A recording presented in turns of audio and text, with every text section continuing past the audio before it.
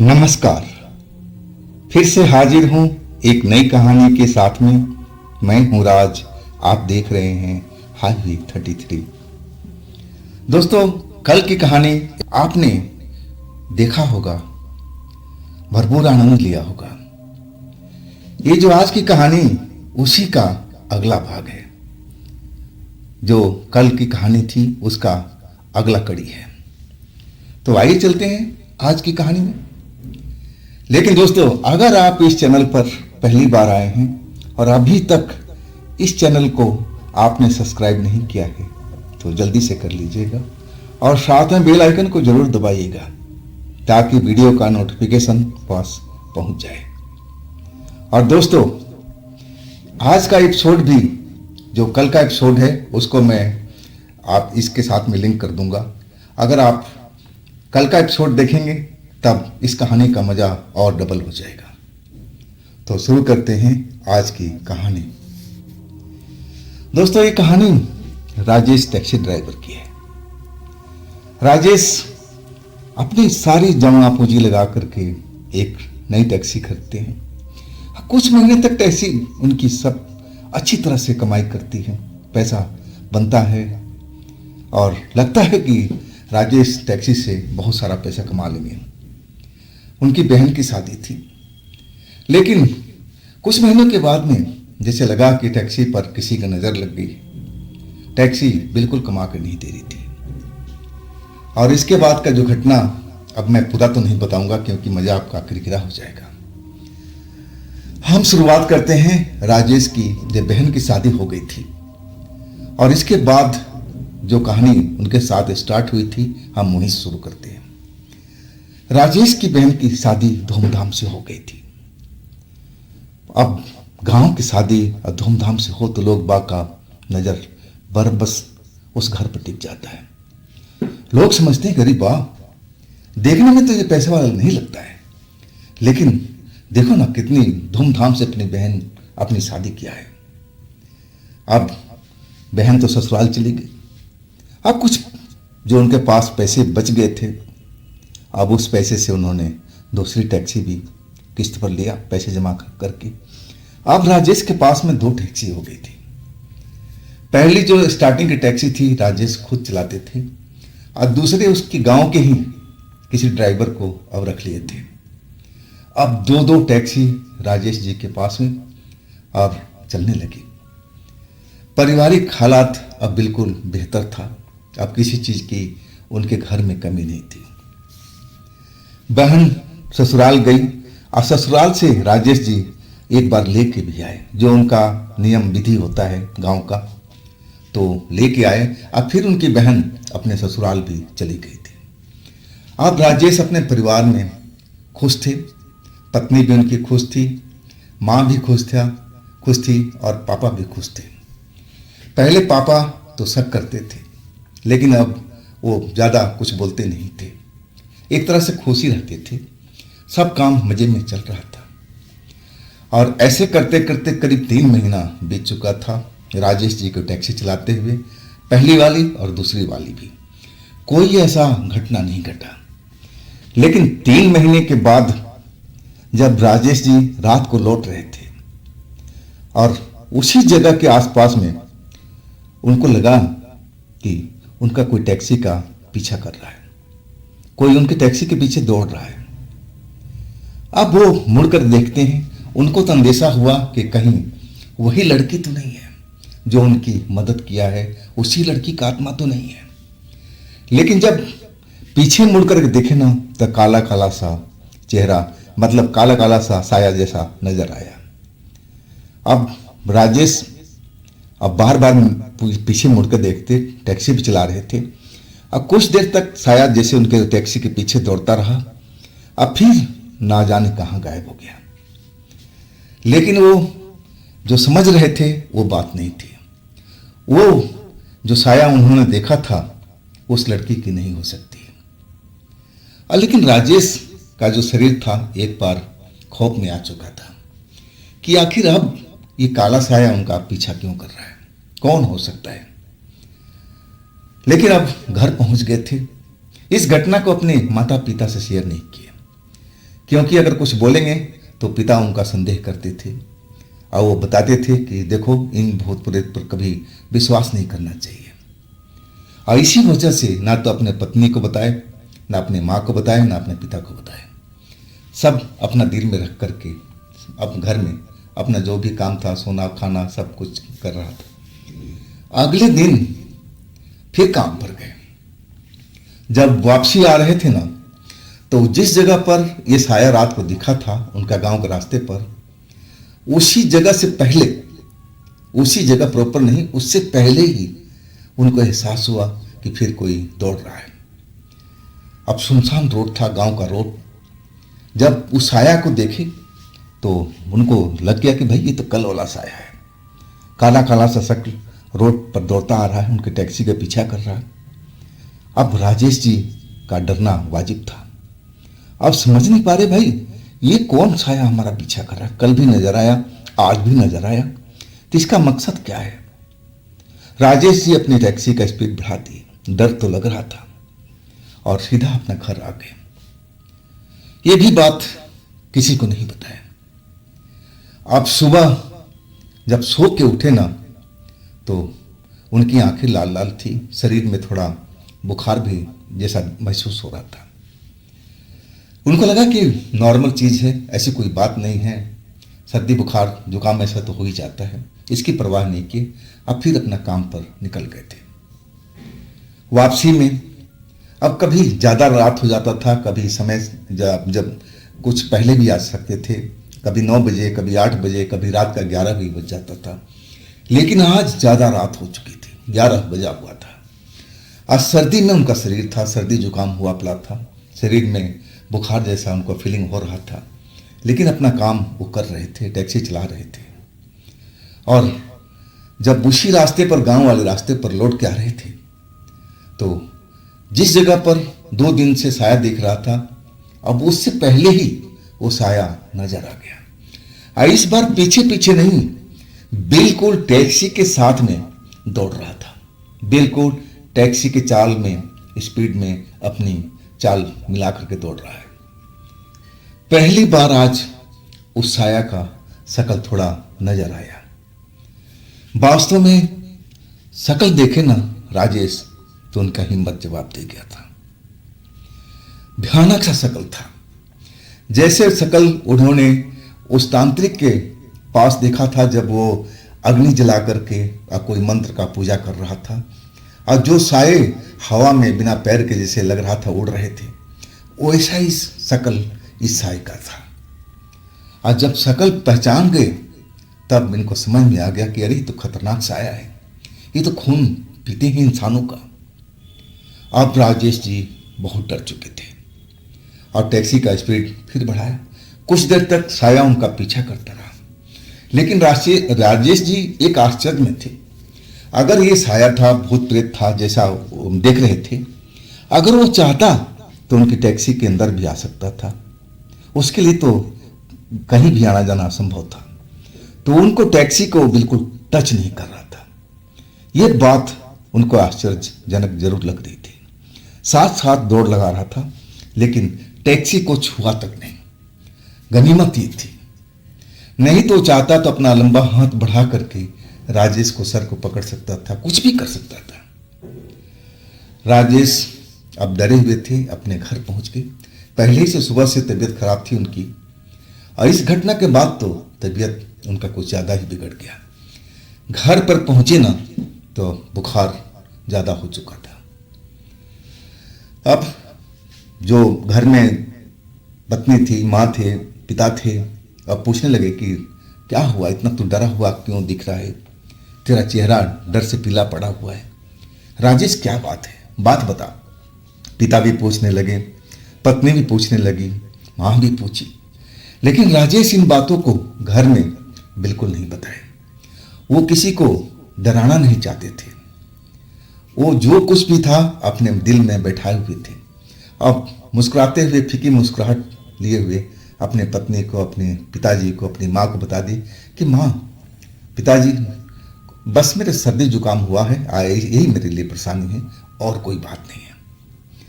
अब पिता भी समझ गए कि बेटे के साथ में ये मामूली से ये है, सर्दी जुकाम है, इसीलिए शायद इसका चेहरा उतरा हुआ है, पीला पड़ा हुआ है, और कोई विशेष बात नहीं है।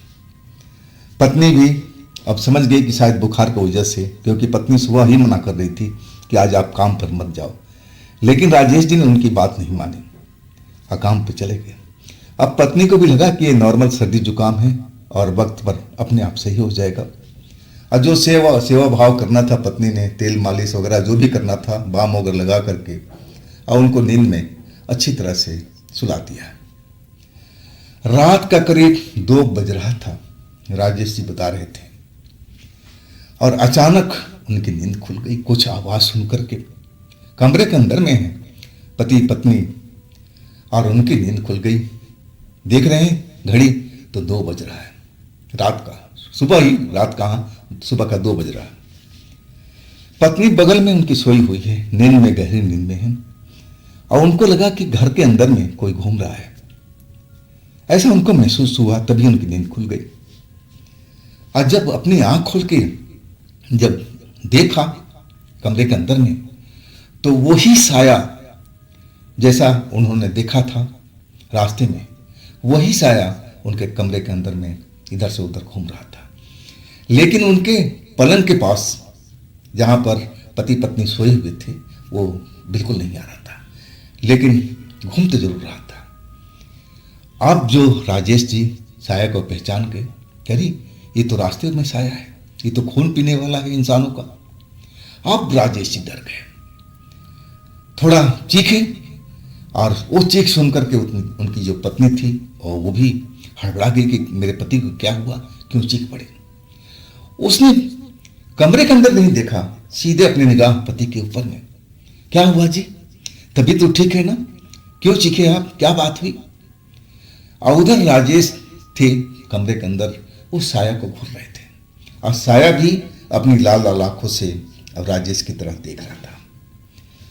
अब फिर जैसे ही पत्नी देखने लगी कि आखिर राजेश किसको देख रहे हैं, अब जैसे ही मुड़ी तो उसकी भी चीख निकल गई। इतनी तेज चीख थी कि जो राजेश की मम्मी पापा आज सब जाग गए थे, लेकिन चीख के साथ ही वो साया जैसे दीवार के अंदर घुस गया, गायब हो गया। राजेश भी डरे हुए और उनकी पत्नी भी डरी हुई। दरवाजे पर दस्तक माँ बाप ने देने लगे कि क्या हुआ बेटा, दरवाजा खोलो, दरवाजा खोलो। राजेश अब जाकर दरवाजा खोलते हैं। माता पिता फिर पूछने लगते हैं कि क्या हुआ बेटा, तुम लोग क्यों डरे हुए और तुमने चीखना क्यों शुरू किया, बात क्या है। राजेश अब छुपाना बेहतर नहीं समझा, सारी घटना किस्सा अपने माँ बाप को बताने लगे। जैसे ही उनके पिता का पता लगा तो पिता नाराज हो गए और कहने लगे, देख बेटा, मैं तो कहता था ना कि आत्मा ही किसी का भला तो जरूर करती है, लेकिन बदले में कुछ ना कुछ चाहती है। मुझे लग रहा है कि जो आत्मा तेरी मदद किया था ना, उसका ही ये दूसरा रूप है। पहली बार तो एक शरीफ लड़की बन के तेरे पास में आई, और देख दूसरी बार में तेरा खून पीने के लिए आ गई है। अब तू भुगत बेटा, तेरे को मैं मना करता था। राजेश अपने पिता को समझाने लगे कि नहीं पापा, वो अलग थी, ये जो था ये अलग चीज है, दोनों में बहुत बड़ा अंतर है। लेकिन उनके पिता समझ नहीं रहे थे, उल्टा राजेश को डांट रहे थे। अब राजेश उनकी बात सुने, अब क्या बोल सकते हैं पिता के आगे में। माँ उनको डांट रही थी, समझा रही थी कि देखो अभी बेटे की बात तो सुनो, अब जो कह रहा है उसको तो समझो। झगड़ा करने के लिए सारी जिंदगी पड़ा हुआ है, सुबह में हम झगड़ा कर लेंगे, लेकिन अभी क्या करना है वो बताओ।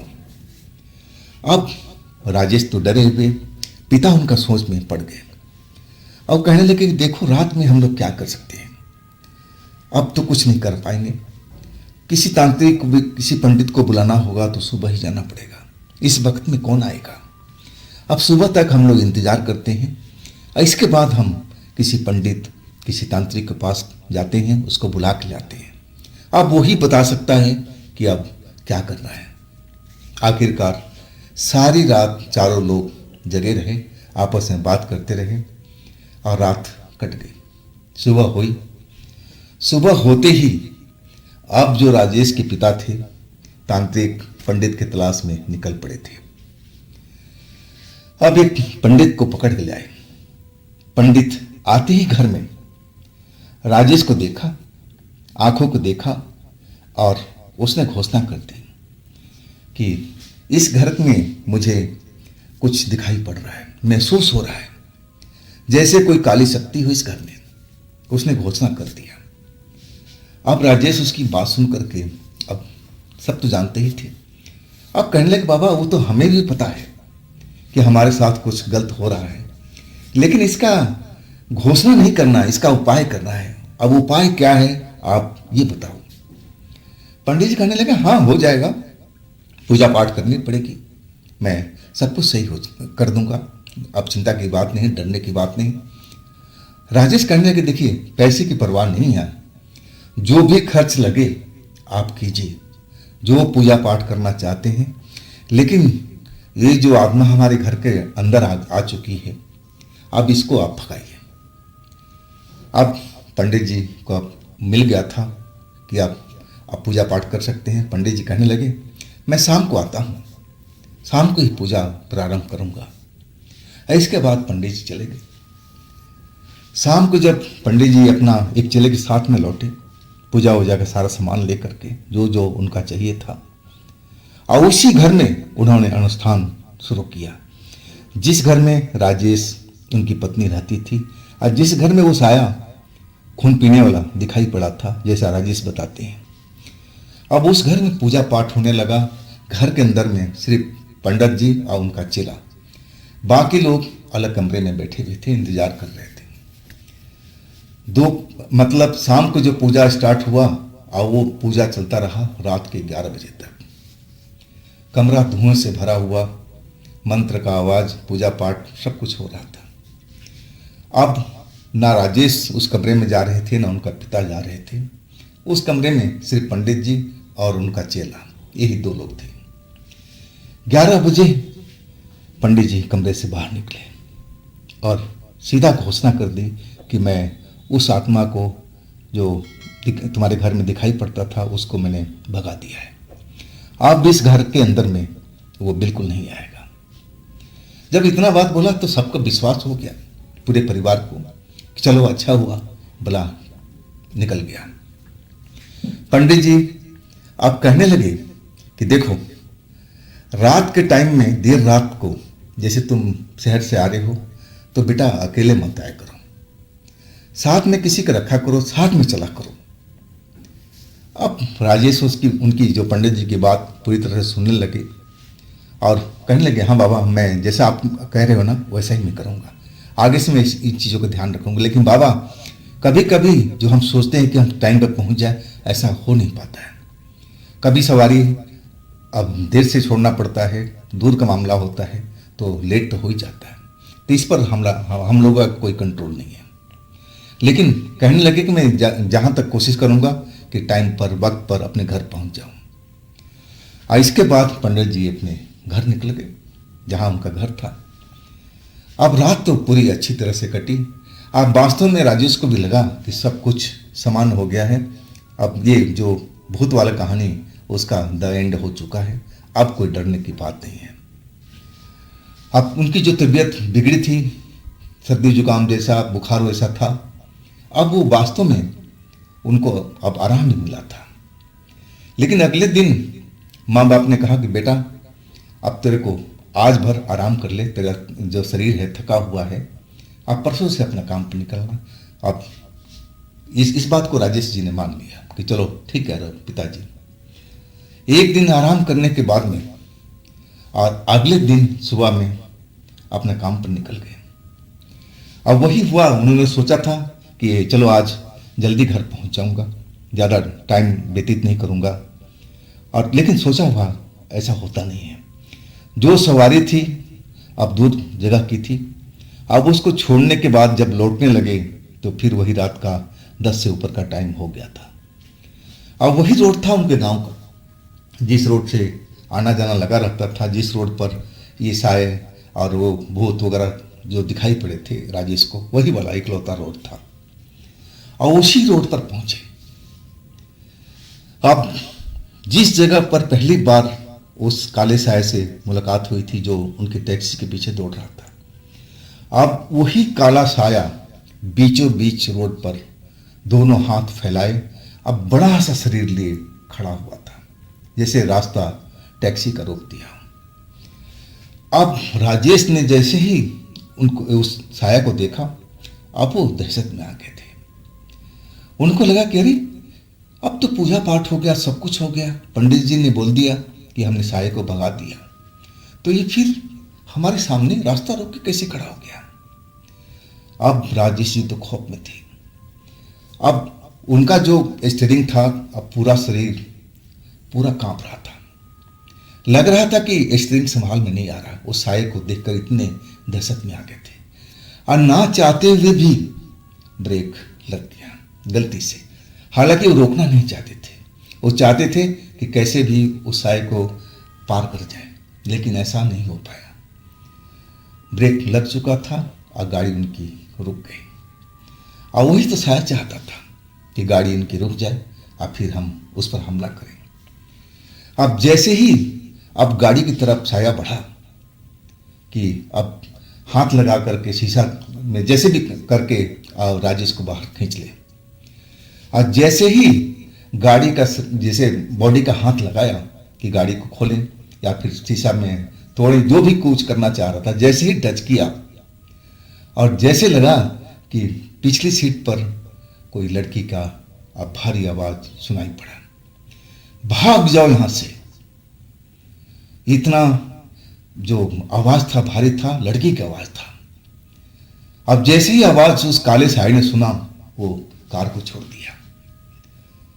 अब राजेश पीछे देख रहे हैं, वही लड़की उनकी पिछली सीट पर बैठी हुई है जो उनकी मदद किया था और जिसको ना जाने कहां कहां वो रुक रुक कर ढूंढते थे ताकि उसको धन्यवाद बोल सके, क्योंकि अगर वो मदद नहीं करती तो उनकी बहन का शादी भी नहीं हो पाती, इतना पैसा वो जोड़ भी नहीं पाते। इसीलिए राजेश उस लड़की की आत्मा को ढूंढ रहे थे और वो एकदम गायब ही हो गई थी, जैसे इस संसार में बिल्कुल ना हो। जहां जहां राजेश जानते थे कि यहाँ आत्मा घूमती रहती थी, जानबूझ करके अपनी टैक्सी रोकते थे ताकि वो आत्मा उनके टैक्सी के पास में आए और जब दिखाई पड़े तो उससे अपना दुख दर्द बता करके धन्यवाद कहें कि अगर आप ना होती तो हमारी बहन का शादी नहीं होता। और वही टैक्सी अंदर में पीछे बैठी हुई है और उस काले साये को डांट करके भगा दिया। काला साया अब अंधेरे की साइड में गायब हो गया और वो लड़की अब राजेश की तरफ देखती हुई कहने लगी कि अब टैक्सी भगाओ यहां से, जल्दी करो, देर मत करो। और इसके बाद जादू की तरह जो राजेश का शरीर एक्टिव हो गया था। कब उन्होंने टैक्सी बढ़ाया, आगे किया और कब अपने घर के पास पहुंचे, एक सपनों की तरह लग रहा था। पीछे से लड़की बोलती जा रही थी कि देरी मत करो, देरी मत करो, घर पहुंचो, क्योंकि आज काली शक्ति बहुत सारी यहां पर मंडरा रही है और सब शिकार की तलाश में है। और इसके बाद कब घर पहुंच गए उनको कुछ जैसे मालूम ही नहीं, सपनों के अंदर जैसे चल रहे हों। जब अपने दरवाजे पर गाड़ी लगाई और पीछे मुड़कर देखा तो लड़की जो दिखाई देनी चाहिए थी, जो सीट पर बैठ के आदेश कर रही थी, वो है ही नहीं थी। अब लेकिन अब जान चुके थे राजेश कि अगर ये लड़की आज रात हमारी रक्षा नहीं करती तो शायद हम आज बच नहीं पाते। फिर माता पिता और अपनी पत्नी को सारी घटना बताने लगे। अब पिता उनको अब क्या बोले, सब कुछ तो बोल चुके थे, डांट चुके थे कि आत्मा किसी की नहीं होती, कब क्या करें कुछ नहीं मालूम। और बार बार कह रहे थे कि देख राजेश, तू इन लोगों पर विश्वास कर लेता है, उस लड़की पर विश्वास किया कर लिया, अब देख लिया ना, उसी की वजह से सारा खेल हो रहा है। अगर वो तेरे जीवन में नहीं आती तो ये काला साया, ये खून पीने वाला जो बता रहा है, तेरे पीछे तो नहीं लगता। कोई ना कोई कनेक्शन तो इनका आपस में है और तू इनके बीच में पिस चुका है।